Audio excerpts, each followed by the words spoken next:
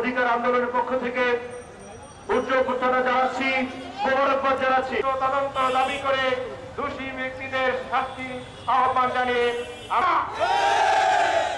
আজকে এখানে আমরা একাত্মতা ঘোষণা করে এখানে দাঁড়িয়েছে, তাদের হাতে ড্রয়িং নিয়ে তাদের সাইট ভিজিট করার মনীষা চক্রবর্তী বক্তব্য নিয়ে আসছেন ডাক্তার মনীষা সেরা এবং সেই সমস্ত বাড়ির মালিকরা যারা দীর্ঘদিনের সেখানে আছেন একজন প্রশাসক, একজন আমলাকে দায়িত্ব দেওয়া হয়েছে। সিটি কর্পোরেশনে 160 জন পরিচ্ছন্নতা কর্মীকে চাকরিচ্যুত করেছে। এই হত্যাকারী ফাঁসি চাই, আপনারা চিঠি চান কিনা বলেন।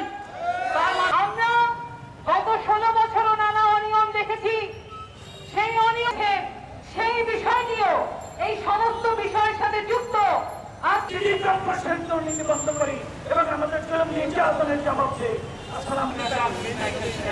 এটা হবে না, বৈষম্য হবে না এই বাংলা। আমি তখন এখানে উপস্থিত ছিলাম,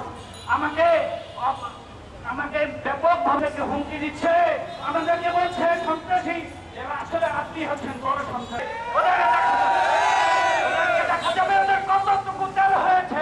করতে চেয়েছিলাম, আমরা শান্তিপূর্ণ মিছিল করতে চেয়েছিলাম, আপনারা আমাদেরকে করতে হচ্ছে। বরিশাল নাগরিক